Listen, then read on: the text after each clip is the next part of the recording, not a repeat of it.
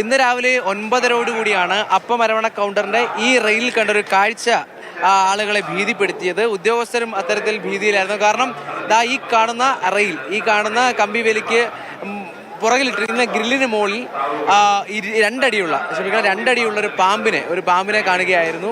അങ്ങനെ കണ്ടപ്പോൾ തന്നെ എല്ലാവരും ഭീതിയിലായി. കാരണം ആദ്യമായാണ് ഈ 18ാം പടിക്കു താഴെ പാമ്പിനെ കാണുന്നത്. 18ാം പടിക്കു താഴെ ഈ സ്ഥലത്ത്, അതായത് ഇപ്പോൾ ഈ ദൃശ്യങ്ങൾ കാണാം, അതായത് ആളുകൾ ഈ ദർശനം കഴിഞ്ഞ് പിന്നെ വിരിവിരിക്കുന്നതും ഈ പോകാൻ ഒരുങ്ങുന്നതുമൊക്കെ ഇവിടെയാണ്. ആ പ്രദേശത്താണ് പാമ്പിനെ കണ്ടത് എന്നുള്ളതാണ് ഏറ്റവും പ്രധാനപ്പെട്ട കാര്യം. അപ്പോൾ തന്നെ വനംവകുപ്പിനെ പോലീസ് വിവരം അറിയിച്ചു.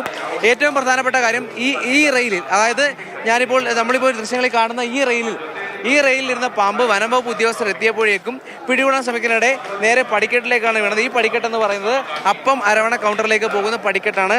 പിന്നീട് വനംവകുപ്പ് ഉദ്യോഗസ്ഥർ എത്തി തന്നെ അതിനെ ചെറിയ കുപ്പിയിലൊക്കെ കൊണ്ടുപോയി.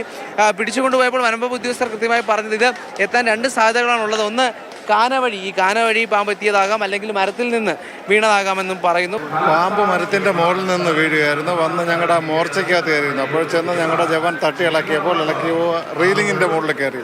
അത് ഒരുപാട് നേരം അങ്ങനെ ഇരിക്കുകയായിരുന്നു. പിന്നെ സ്നേക്ക് ക്യാപ്പർ വന്ന് അവരെ പിടിച്ചുകൊണ്ട് പോവുകയായിരുന്നു.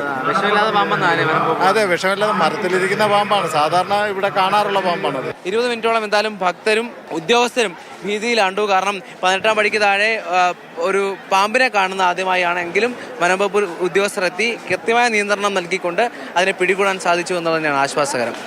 വേണുവിനൊപ്പം രാഹുൽ ജി നാഥ്, മാതൃഭൂമി ന്യൂസ്, സന്നിധാനം.